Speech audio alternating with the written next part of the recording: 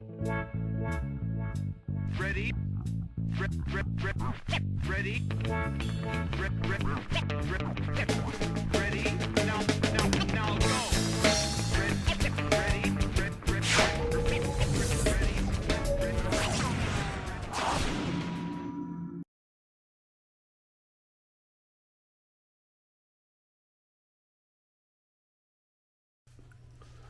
All right, fellas, ladies and gentlemen, buenos dias,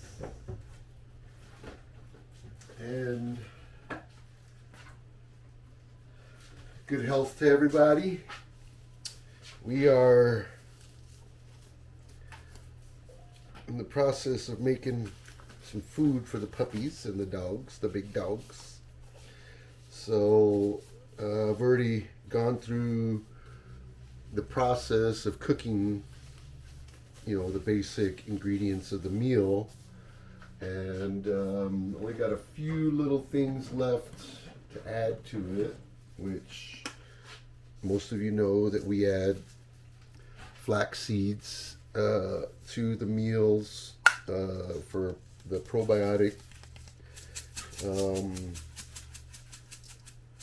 That, and it also helps a little bit with the worms because it is a little bit spicy.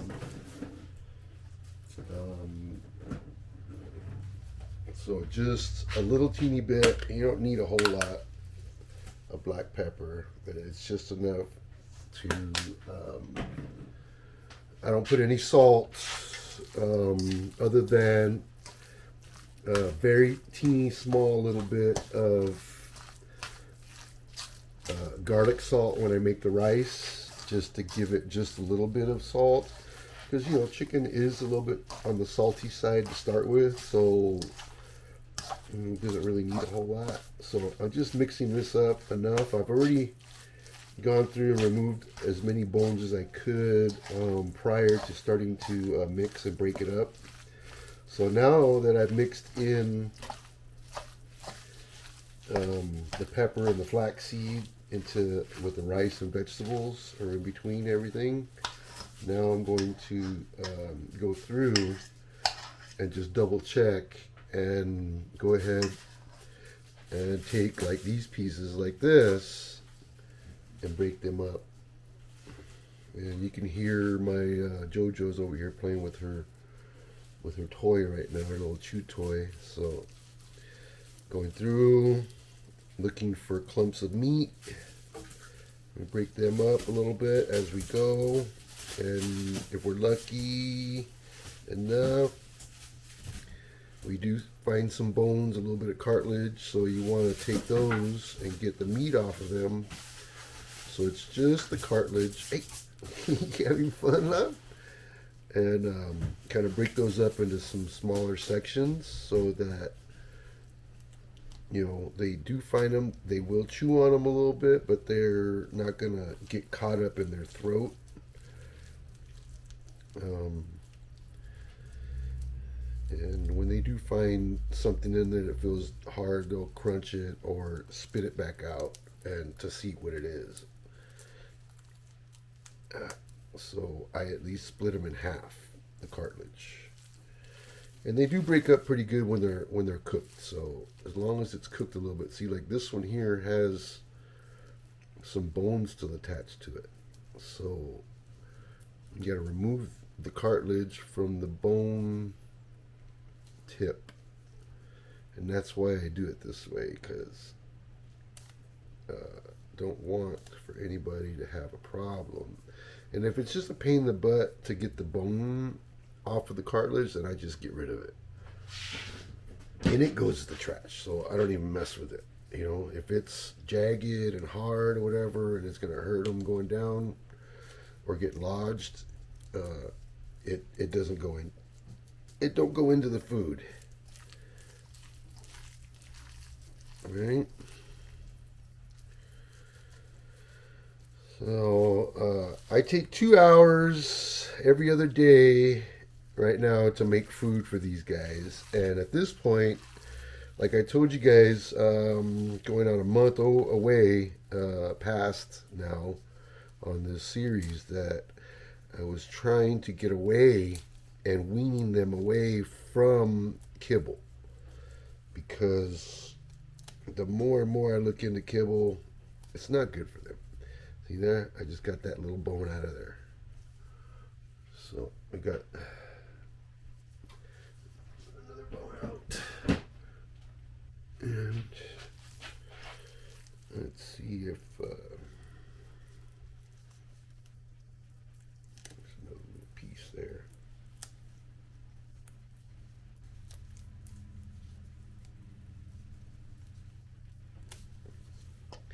And I could very well use a knife. I'm just going through this real quick to make sure I'm not trying to get too picky on this, but at the same time, you know, these guys will swallow kibble whole if they're trying to compete with another dog to make sure they get enough food. So, I'm going to train these guys to all sit and wait for their food until I give the command for them to go. So that's going to take some time. I'm going to have to do that with treats and teach them to sit and wait and come one at a time, which I did with the older dogs that are here, so they know how to do that. But the puppies aren't. They aren't up to speed on that because I haven't really had time to work with the puppies much because they have been outdoors. So the dogs that grew up indoors a couple years ago with me when I was single learned a lot of that type of stuff because I spent more time with them. These guys, on the other hand, are living outside, so they get limited time indoors with us. But that's going to be changing soon because we're going to have snow. So the idea is to home a few puppies here pretty soon and get them to home so that we're not with dogs out in the snow. As little as possible, I should say. So there you go. There's our meal for this morning for 9 dogs. Each one will get exactly a cup and a half in their bowl. So I take this little cup and a half capacity measuring cup and I'll take a full dip out of it and make sure that it's full, and then that gets dumped into their bowl. And I'll lay out the 5 bowls for the puppies, and then all the adults get their bowl separate. They all have their own little eating area where the puppies have the liberty to go from bowl to bowl. As adults, I try not to let them do that, and I have to stand there and make sure that they get their food. And we got this knucklehead over here who decides that she wants to play while we're filming. Jojo, you're too funny. You having fun? I tell you, I'm enjoying myself. Yes, I am. I'm enjoying myself. Oh, this is fun. Yes, sir. I'm having fun. I'm getting ready for my num-nums. Ooh, you smell the num-nums on there. Yeah. You guys see my slippers? Doggy dad slippers. Ah, yes, sir. Dog dad. You're too cute. You're so cute, baby girl. You are. You're too cute. Mm-hmm. Yes, you are, my love. You're so cute. And thank you for being a good girl. You being a good girl for Daddy today? Yeah? Yeah, I see. You ready for some num-nums? Yeah? You know how to say please? Let me see. How you say... that's a big please. Ooh, good girl. Thank you. Okay, Daddy, get you your num-nums. You ready? Okay, let's get you some num-nums in your bowl, and you can be first, okay? So, there you have it. There's one serving. So, here we go. There you go, my dear. Go for it.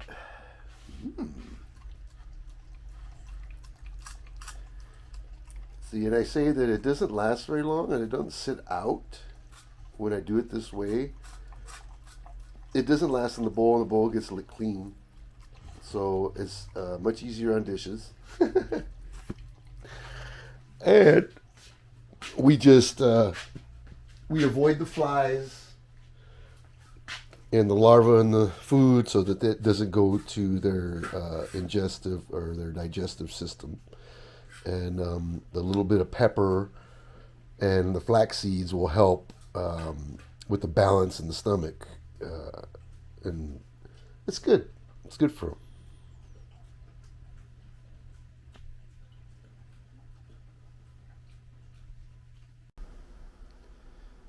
Alrighty, guys. So I just wanted to share with you a little bit of the preparation process.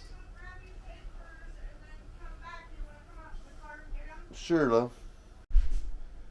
Okay, so just wanted to share with you guys a little session of making some dog food the way we do it nowadays. Um, we've been working on trying to get away from using so much kibble, but you know the dogs still enjoy it um, and ask for it. So we decided to go ahead and put a minimal amount of kibble in their food, just so they have something to crunch on. But as you can see here, I have 10 pounds of chicken that I put in a stock pot, and right now looks like it's starting to thaw out a little bit, and it finally broke down to where it would drop in there. So now the whole chicken is submersed. There we go. All right. So now it's just a matter of everything coming apart. The 8 pieces, because there's 8 quarters in there, 8 chicken quarters. So that makes 2 full chickens that we're doing per time per cook off, I guess you could call it. So there's that, and I showed you guys like all the little ingredients that I use and stuff. So we'll put flax seeds, a little bit of garlic salt, a little bit of pepper, depending on what it is that we're making. So you got pepper, a little bit of garlic salt. Celery is good for dogs. Flax seeds are good for their probiotics. And there's nothing like a little bit of broccoli and veggies. So that's from last night's dinner, leftovers. So we're going to give that to the puppies. We'll heat that back up. And this here, at this point, gotta turn the heat up just a little bit more so it'll absorb the rest of this moisture. But by the time the chicken's finished, this will have absorbed. Right now I have it on a low setting, so that just barely keeps it to where it's steaming the contents of the pot. So that's good. And this here, we have it on medium right now, but I'm going to turn it up a little bit more so that it boils and starts to actually like boil cook. Because right now it's just was on low just to defrost pretty much the meat so it would fall apart and submerge. So this takes usually about an hour and a half for the meat to finally get to the point where the bones will fall off easily. So on the other front of, let me turn on all the lights here. And on the other front here, with the projects that we work on pretty regularly around here, we have all of the leather and sewing stuff, right? Which those of you that go through my channel and actually play stuff kind of have a clue as to like what I have going on. All right, so I have a few jackets that I just completed.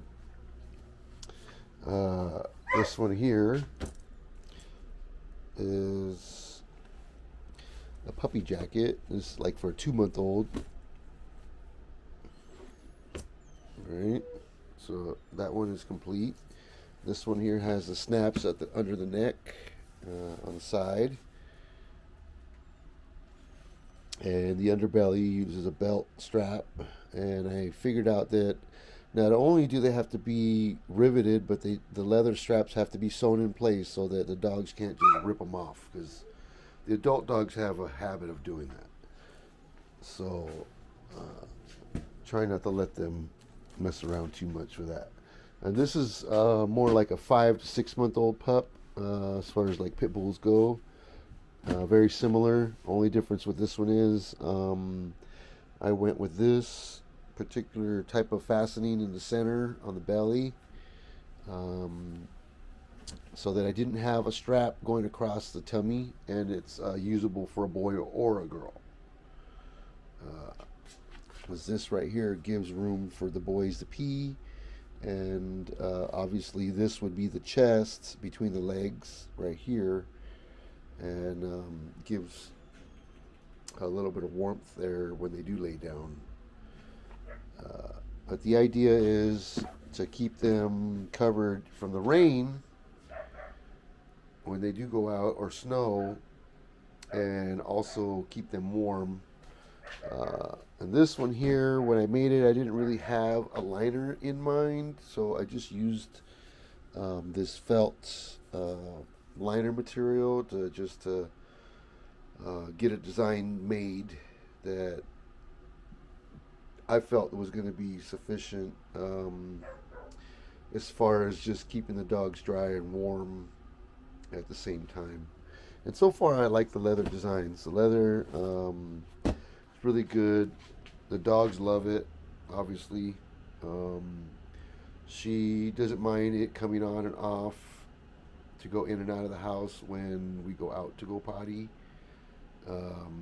They get used to the folding of the wrist, having to tuck it out and get it through the hole to get the jacket over the top of their head. It just takes a few minutes to get them accustomed to being handled like that. As long as it's their daddy or mommy doing it, they're happy with that. They're good. These here, these are a couple old belts, little puppy collars that we used for a little while with this litter. They only lasted up until they were about 2.5 months. So they grow out of them pretty quick. And here we have a couple other pieces that I've started that are not quite finished because I wasn't sure about the size for the dog that I was actually making them for. So right now the next project is St. Bernard and a Pit Bull. So these here are big enough for a large dog. This is a smaller, like Pit Bull size here, this little small one. But these particular ones here are made for large breed dogs. So I have enough hardware to do a few of these, which we will do. And so this is just a straight leather patch collar here with no padding behind it yet. And this other red one here was made with the padding in mind. So if you notice here, you got double stitching on one side, you got a parallel stitch, right? And then on the other side, in order to make this and attach it, there's a little process there. But I did the diamond stitch without the padding, and then I did the diamond stitch right alongside the other one, and was able to sew in the second stitch and attach the padding to it, and it looked like it belonged to it, like it belongs that way. So something that I learned on accident and worked very well for me. So gotta love it. Ready? Ready?